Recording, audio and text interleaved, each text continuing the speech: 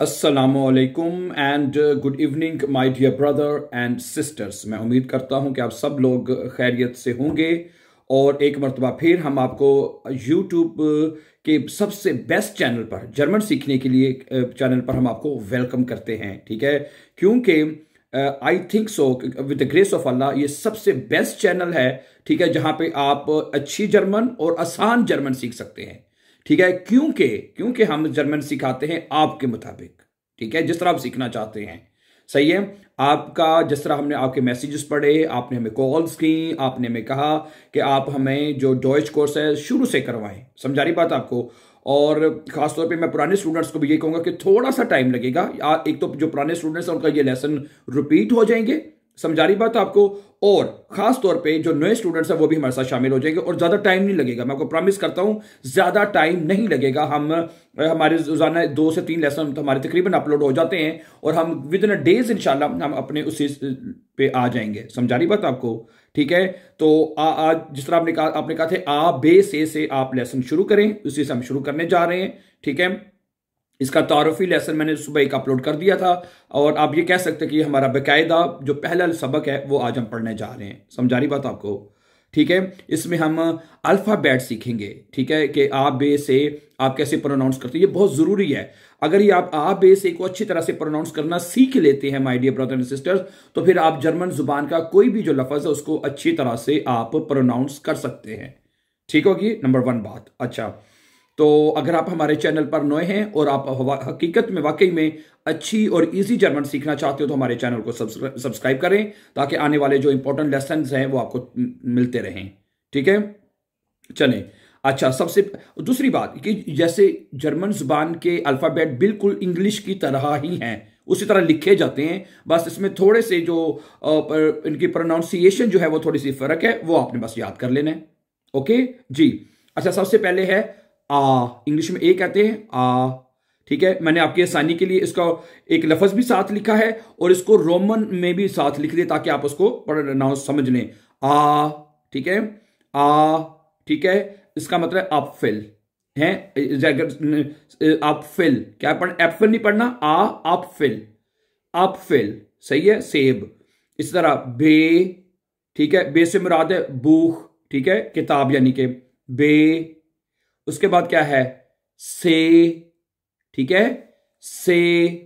Okay, जैसे कि computer. ठीक है, जो डी है उसको हम प्रोनाउंस करेंगे डे। क्या करेंगे, डे। जैसे इंग्लिश में डे नहीं होता, वो डे यानी कि डॉइच बनेगा। ठीक है, इसी तरह ई को जो है हमने ए पढ़ना है, ए। ई को क्या पढ़ना है, ए। ए यानी कि ठीक है, जैसे एजल। एजल एक लफ्ज आपको नजर आ रहा है, एजल। ठीक है, एजल। ई को क्या पढ़ना है, ए पढ़ना है। जैसे इंग्लिश में हम ए पढ़ते हैं ना, उसको ई को ए पढ़ना है हमने, एजल, ए। ठीक है, अच्छा, एफ जो है वो आपका बनेगा एफ। ठीक है, यानी थोड़ी सी ए की आवाज निकालनी है, एफ। ठीक है, यानी फिश जैसे कि। ठीक है, और उसी के बाद जो जी है उसको आप पढ़ेंगे गे। गे। क्या पढ़ेंगे, गे। जैसे कि गार्टन। गार्टन का मतलब बाग होता है। ठीक है, उसके बाद एच को हम पढ़ेंगे हा। क्या पढ़ेंगे, हा। जैसे कि हाउस। हाउस। ओके, एच को क्या पढ़ेंगे, हा। ओके, उसके बाद जो आई है उसको पढ़ेंगे ई। क्या पढ़ेंगे, ई। ठीक है, जैसे इंजल। इंजल। आई को क्या पढ़ना है, ई पढ़ना है आपने। ओके, समझा रही बात आपको। जो हमने ई था, जो ऊपर ई पढ़ा है नंबर 6 पे, उसको ए पढ़ना है, ई को ए। और जो आपका आई है इसको आपने ई पढ़ना है, ई। ओके, इंजल जैसे के। Okay, yacht. यॉट यानी जे है उसको पढ़ेंगे यॉट। ठीक है, आगे खा। ठीक है, क्या के को क्या पढ़ना है, खा। जैसे खट से के को का नहीं पढ़ना, खा। खा जैसे खा। ठीक है, खट से खा। एल। ठीक है, लाम पे जैसे कि एल। एल। Okay, L. फिर एम। एम जैसे कि माउस, एन। ठीक है, यानी शुरू से ई की आवाज निकालनी, पीछे लिखा भी हुआ है एन। ओके। ओ क्या पढ़ना है? ओ जैसे कि ओब्स्ट, ठीक है। पी को आप पढ़ेंगे फे, फे जैसे कि पापियर है। पी को पे या फे दोनों आवाजें इसको निकल सकती है, ठीक है। पे और फे यानी, ठीक है, यहाँ पे पी बनेगा पापियर, कागज को कहते हैं पापियर, पापियर, पानी का पापियर नहीं कहना, ठीक है। पापियर, पापियर, ठीक है। फे, खू, खू, ठीक है। यानी कि जो क्यू है उसको क्या पढ़ना है? खू, ठीक है। जैसे कि क्वालिटेट, क्वालिटेट, ठीक है। क्वालिटेट, क्वालिटेट, खू, ठीक है। उसके बाद एर, ई को क्या पढ़ना है? आर को क्या पढ़ना है? एर, पीछे ई लिखा हुआ है यानी एर, एल, इसको गैन की आवाज में निकालते हैं, एल है। आर जो है वो गैन की आवाज में नॉर्मली प्रोनाउंस होता है, एल, ठीक है। एल और एल जो भी इजीली आपको लगता है, जैसे रोज, एल, ठीक है, ओके। एस, एस, ठीक है। थे, ओके, जैसे ऐसे मेरा शूले, जैसे कि शूले, ठीक है। आगे ठे, टी को ठे पढ़ना है, टी को क्या पढ़ना है? ठे, ठीश हो गया जैसे कि। उसके बाद है अब यू को आपने पढ़ेंगे, इसको आप पढ़ेंगे ऊ, हैं, क्या पढ़ेंगे? ऊ, यू को, इसको आपने यू को ऊ पढ़ना है, ऊ, सही है। यू नहीं पढ़ना है इसको, ऊ, ठीक है। जैसे कि ऊअर है, लफ्ज भी लिखा हुआ है, ज्यादा ज्यादा अच्छा प्रोनाउंस हो जाएगा, ऊअर, ऊअर, ऊ है, ऊअर, घड़ी। समझा रही है ना बात आपको? घड़ी को है ऊअर, घड़ी। आगे वी को फाओ है, वी को क्या पढ़ेंगे? फाओ। आगे डब्ल्यू, वे। अच्छा, कुछ लोग से बात होती रहती है, वो कहते हैं कि वाकई इसमें ऐसी बात है कि कुछ लफ्ज जर्मन जुबान में ऐसे हैं, अल्फाबेट या लफ्ज भी कुछ हमें नजर आएंगे जो पंजाबी जुबान में प्रोनाउंस करते हैं तो ज्यादा अच्छे होते हैं। जैसे वे, वे है पंजाबी में, वे कहते हैं ना पंजाबी, वे वासा है, जैसे पानी यानी, ठीक है। इक्स, इक्स, एक्स को क्या पढ़ना है? इक्स, ठीक है। उसके बाद है इक्स हो गया, ठीक है। जैसे कि जाइलोफोन लफ्ज बनता है इसका, ठीक है।